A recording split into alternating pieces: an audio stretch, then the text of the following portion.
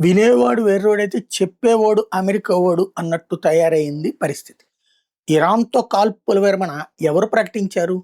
అమెరికానే ప్రకటించింది. ఇరాన్ ఏమన్నా ప్రకటించిందా?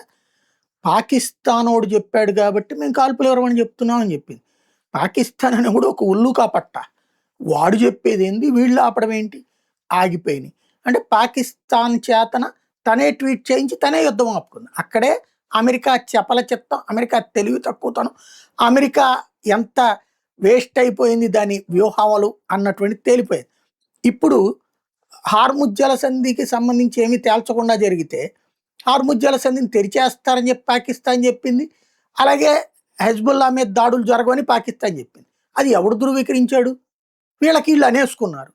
హార్ముజ్ జలసంధి దగ్గర ఇప్పుడు ఏమో అడ్డుపడరు కదా అని అమెరికాకి సంబంధించినటువంటి ఒక నౌక గల్ఫ్ దేశంలో లోడ్ చేసుకుని బయలుదేరింది. అది కాస్త తగలబడింది. ఇప్పుడు ఇరాన్ దాడి చేసిందని అమెరికా చెప్పలేదు. అమెరికా మీద మేము దాడి చేసామని ఇరాన్ చెప్పలేదు. ఇరాన్లో ఉన్నటువంటి కొమైనీ సన్నిహితుడిని గుర్తు తెలియని వ్యక్తులు లేపేశారు.